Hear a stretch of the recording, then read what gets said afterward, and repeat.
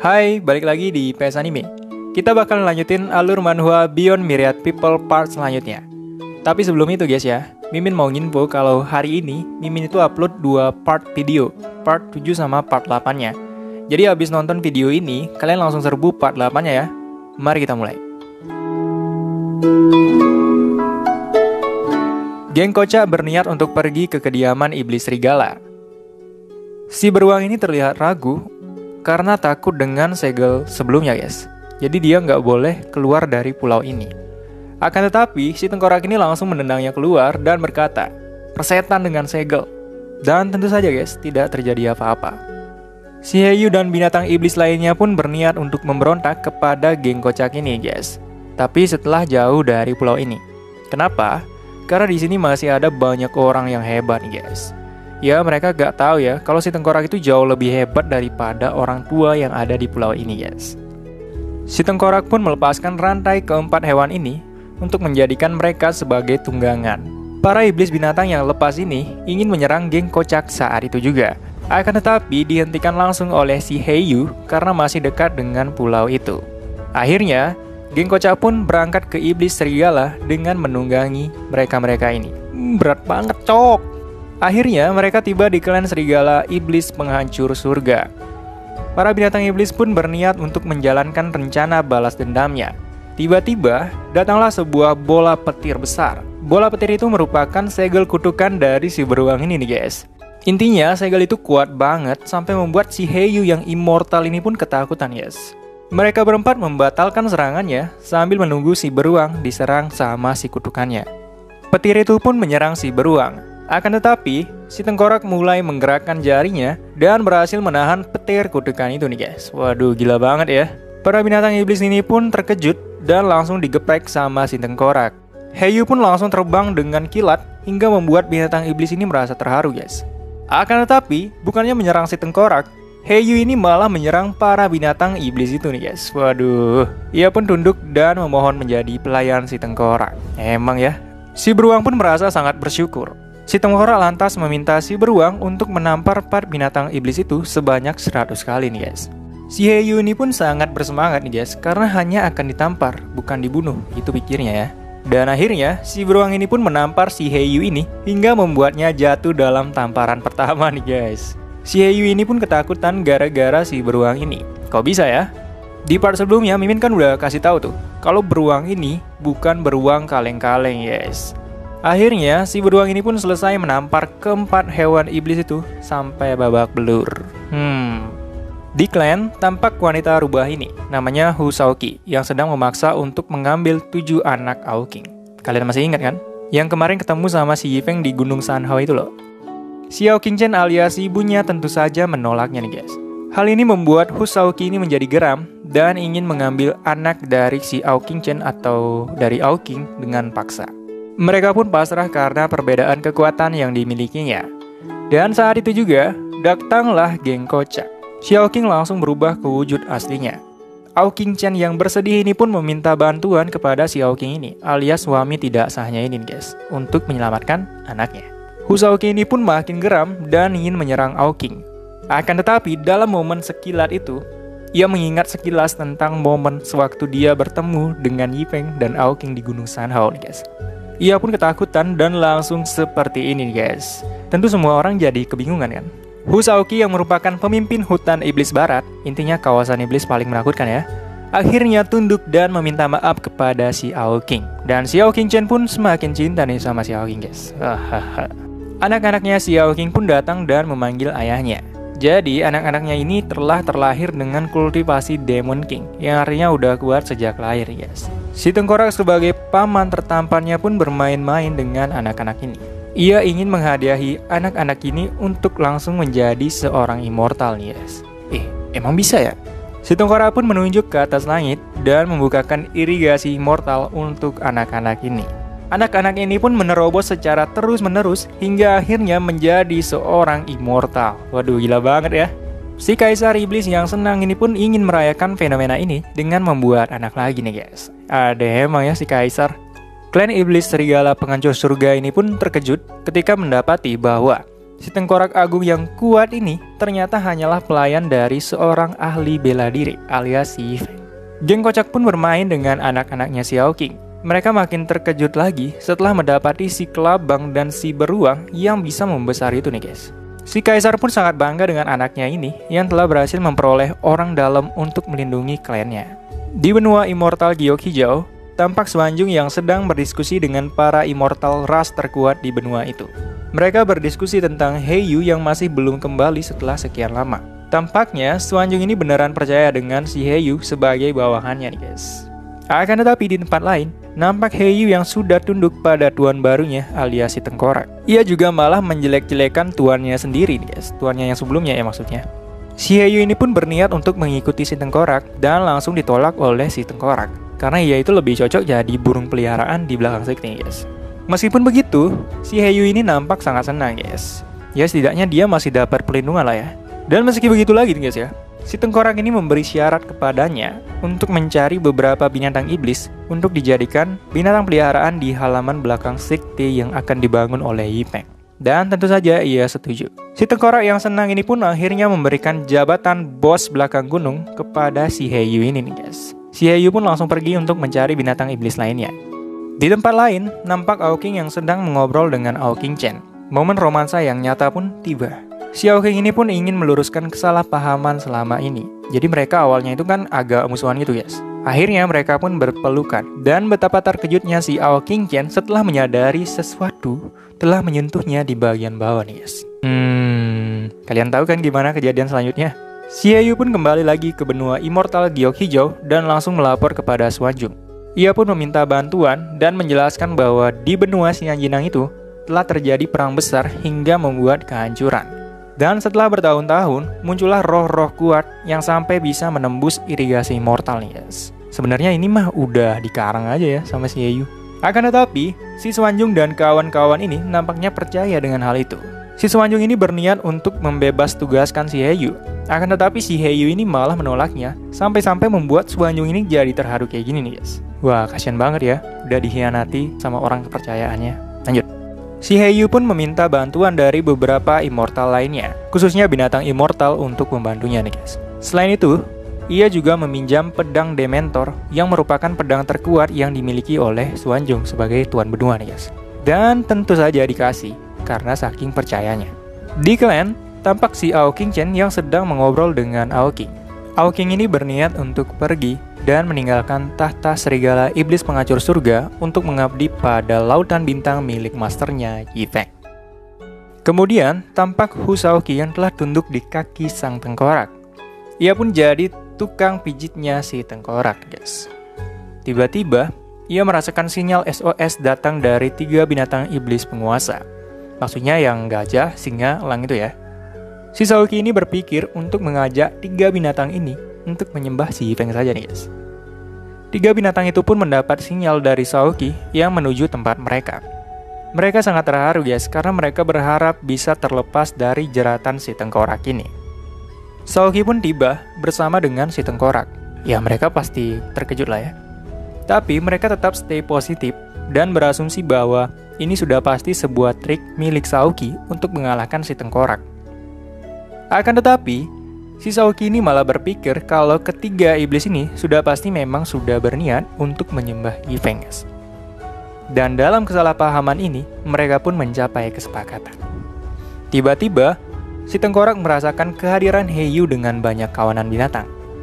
Mereka akhirnya bergegas menuju Heiyu dan meminta Shaoqi untuk mengawasi 3 binatang iblis itu. Akhirnya mereka pun memperjelas kesalahpahaman mereka bahwa si Shaoqi ini sudah tunduk dengan kekuatan Yifeng dan si tengkorak. Sedangkan 3 binatang iblis penguasa ini masih belum menyerah dengan si Yifeng dan juga si tengkorak. Mereka ini masih saja menganggap kalau kekuatan Yifeng dan tengkorak itu hanyalah omong kosong saja nih guys. Dia nggak tahu ya. Di tempat lain, tampak Heiyu yang sudah tiba dengan membawa pasukan binatang iblisnya, termasuk gorilanya Goku nih guys. Dan datanglah geng kocak di hadapannya. Ia menyerahkan senjata sucinya kepada si tengkorak yang langsung membuat para binatang iblis ini menjadi marah. Si gorila ini pun berniat untuk menyerang si Heiyu yang berlindung di balik tengkorak ini guys. Si tengkorak pun maju melindungi komandan belakang gunung alias si Heyu yang membuat para binatang iblis ini jadi geram. Para iblis binatang ini pun menyerang mereka dengan kekuatan dahsyatnya. Akan tetapi, si tengkorak masih belum terhibur nih guys. Lemah. Heyu pun berinisiatif untuk menyerang para binatang iblis ini setelah dipinjami kekuatan oleh si tengkorak. Inti dari kekuatannya adalah teriakan yang mengacaukan pikiran mereka. Sampai akhirnya, semua binatang iblis itu telah jatuh sepenuhnya. Geng kocak pun mengikatnya dan berniat untuk memberikannya kepada Yipeng. Keesokan harinya, geng kocak pun kembali ke tempat Husauki dengan membawa binatang iblis yang baru saja mereka tangkap. Si tengkorak pun memuji Husauki atas penjagaannya nih. Dan dia langsung mempromosikan Husauki ini menjadi seorang immortal. Waduh, udah kayak jenderal aja ya si tengkorak. 3 iblis ini pun terkejut nih guys. Bagaimana mungkin? Dan kita bertemu lagi dengan MC kita. Ia pun sangat bersemangat dan memukul ke atas langit lagi nih guys. Dan tentu saja, langit pun jadi bolong lagi nih guys. Sampai menakuti mereka-mereka ini. Bukan cuma mereka, tapi juga 3 binatang iblis yang tadi guys. Mereka pun tersadar dan memohon-mohon kepada si tengkorak ini untuk mengampuninya. Akhirnya mereka pun tiba dan menemui Yifeng untuk memberikan binatang iblisnya. Kok yang serem ini bisa kalem ya di hadapannya Yifeng? Gitu pikirnya. Yifeng pun memeriksa para binatang ini. Pertama, ia menerima Husauki. Dan kocaknya, ia malah menolak 3 binatang ini dan membuangnya langsung di sana guys. Kasihan banget ya. Langsung tenang. Dan binatang sisanya juga langsung diterima oleh si Yifeng. Meski begitu, Yifeng juga bertanya mengenai pemimpin dari para binatang ini. Dan tengkorak pun menjawab kalau ia tidak bisa menangkapnya guys. Maksudnya si tengkorak ini pasti si Heyu nih guys. Yifeng pun berniat untuk menangkap pemimpin mereka nanti. Para binatang yang mendengar pembicaraan itu pun salah paham nih guys. Mereka mengira kalau si Yifeng ini berniat untuk menangkap si Xuanjun alias Tuan Benua di dunia immortal guys. Yifeng pun meminta si tengkorak untuk membuang si gorila ini karena terlihat bodoh guys. Kok gue dibuang sih?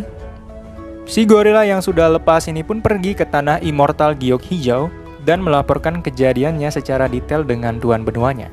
Tentu saja hal ini membuat mereka sangat terkejut. Apalagi Tuan Benua yang sudah dihianati oleh si Heyu guys. Xuanju ini pun geram dan berniat untuk menghabisi Heyu saat itu juga.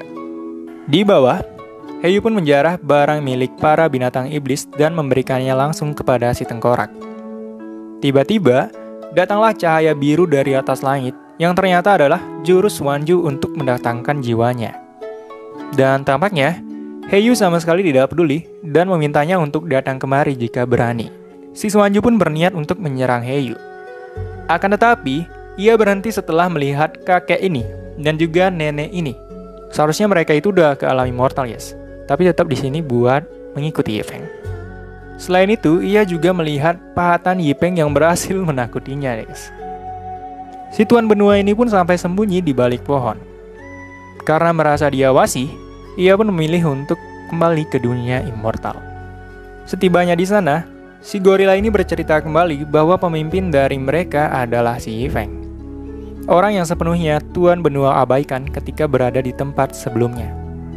Si gorila yang ketawa ketiwi ini juga bercerita kalau si Yifeng berniat untuk mengincar si Xuanju ini dan lantas terkejut karenanya guys. Tuan Benua immortal yang hebat ini pun sampai seperti ini gara-gara si Yifeng, tokoh utama kita guys. Xuanjun pun marah dan langsung memukul si gorila karena terus mengoceh. Xuanjun ini terlihat memiliki rencana untuk menghadapi Yifeng. Di pulau kecil, Yifeng nampak menangis-nangis karena sudah kehilangan kantung koin emasnya nih guys. Kasian banget ya. Lu Kingsan pun datang dan telah menemukan beberapa kultivator martial supreme untuk menjadi tukang bangunan di sektenya Yifeng. Yifeng pun sangat senang dan meminta mereka untuk segera mulai bekerja. Sebagai hadiah, Yifeng memberikan mereka berdua sebuah permen yang ternyata merupakan eliksir tingkat tinggi nih guys. Yifeng pun berpikir, ternyata mereka berdua benar-benar miskin ya. Sampai seterharu itu cuma gara-gara permen. Aduh. Di benua Giok Hijau, tampak Tuan Benua tengah berpikir tentang 2 orang yang ia temui di tempatnya Yifeng. Kakek dan nenek itu ya. Ia berpikir, ia pasti sudah salah orang guys. Dan karenanya, ia berpikir lagi kalau Yifeng mungkin tidak sekuat yang ia pikirkan. Ia berniat untuk pergi dan memeriksanya sendiri. Ia menggunakan jiwa dari kultivator yang ditahan di tempat ini, alias dikorbankan untuk dirinya, guys. Kejam banget ya. Di pulau kecil, tampak si beruang sedang latihan bertarung dengan Aoking. Ia pun melompat untuk mengalahkan Aoking. Tiba-tiba, roh dari Tuan Benua itu datang ke pulau itu. Dan secara kebetulannya, ia mendarat di tempat Aoking dan langsung digeprek sama si beruang ini, guys. Dan mati. Woi. Si Tuan Benua pun melakukannya lagi dengan tubuh yang berbeda. Di pulau kecil, terjadilah hujan badai yang membuat Yifeng dan kawan-kawan berada di tenda. Si Yifeng pun berniat untuk mentraktir mereka semua makan-makan karena telah bekerja keras, guys. Baik banget ya MC kita. Sebelum pergi, Yifeng mendatangi para binatang iblis yang telah ia tangkap sebelumnya. Ketiga binatang ini tampak sangat ganas, sehingga Yifeng memutuskan untuk membawa mereka ke kota Jiangping. Roh Tuan Benua pun tiba di pulau itu dengan amarahnya. Akan tetapi guys ya, kocaknya nih ya, tidak ada orang sama sekali di pulau itu nih guys. Waduh, kasihan banget ya. Di tempat lain, lebih tepatnya di Plaza Tianwu Benua Dongseng, sedang ada pertemuan sekte besar-besaran untuk menyambut seseorang. Dan datanglah orang ini, senior dari benua utama yang sangat dihormati. Akan tetapi, ia cukup kecewa karena master dan tetua dari sekte-sekte besar yang ada di sana sama sekali tidak ada yang menyambutnya, guys. Semua telah pergi dan menghilang secara misterius. Si pemuda ini pun sangat geram karena tidak ada master dan tetua sekte yang menyambutnya. Ia pun meminta sekte Lembah Juisi, yang merupakan sekte khusus perempuan, untuk menyiapkan tempat baginya beristirahat. Emang dasar ya, kuat-kuat cabul, bahkan lebih cabul daripada si tengkorak, guys. Ia juga meminta peta Nansa dan mendapati kota Jiangping. Jadi, kedatangannya kemari itu adalah mencari patung kuno untuk diberikan kepada tuannya, yaitu Tuan Duan. Ia pun memerintah anggotanya untuk menyelidiki kota Jiangping dan mendapatkan patung kuno yang dimaksudkan. Di salah satu resto di kota Jiangping, tampaklah mereka. Kalian masih ingat kan? Linger dan Xuanwu yang sangat menyedihkan. Mereka berdua tampak begitu respect dengan Yifeng setelah dikalahkan sebelumnya nih guys. Kasihan juga ya. Tiba-tiba, Yifeng pun datang bersama dengan para anak buahnya untuk makan-makan. Linger dan Xuanwu ini sangat terkejut, apalagi setelah mendapati para martial supreme yang telah mengelilingi Yifeng. Apalagi musuhnya juga ada di sana nih guys, Lu Qingsan. Tapi MC kita yang baik hati ini pun menyapa mereka berdua. Yifeng ternyata masih ingat adegan ini guys. Kalian masih ingat ya? Yifeng pun mengajak mereka untuk bergabung bersama. Kita semua sama, kita adalah teman. Karena itu, mari makan bersama, kata Yifeng. Suasana canggung pun datang dari Lu Qingsan. Akan tetapi, Lu Qingsan menyambut mereka dengan hangat berkat kemurahan hati Yifeng. Perang berantai pun nyap gara-gara Yifeng. Mereka akhirnya mulai makan-makan. Ada Pak Tua ini, dan bahkan ada Pak Tua God of War nih guys. Waduh, ngawur banget ya. Yifeng pun meminta mereka semua untuk segera duduk karena dia akan memainkan sebuah lagu nih guys. Ia pun bernyanyi di hadapan anak buahnya yang berdansa dengan ria. Nampaklah wanita ini yang sedang mengawasi Yifeng yang berhasil menyatukan para Pak Tua hebat ini. Si tengkorak pun menyadarinya dan berkedip ke arahnya nih guys. Wanita ini pun lari karena merasa keberadaannya sudah diketahui nih guys. Tengkorak emang ya kalau udah cewek. Selepas itu, datanglah bawahan dari pemuda yang mencari patung kuno di depan restoran. Mereka pun masuk ke restoran dengan pose kerennya guys. Mereka lantas meminta para bawahan Yifeng ini untuk segera pergi. Salah satu bawahan Yifeng pun tidak terima. Wanita pencari patung langsung menyerangnya hingga membuatnya terpental di hadapan Yifeng. Dan ketika itu juga, angin mulai berhembus kencang dan para anjing mulai menggonggong tak karuan guys. Tampaknya MC kita udah mulai marah. Waduh, kira-kira bakalan kayak gimana ya? Oke guys, itu aja. Langsung lanjut ke part 8 ya. Capcus!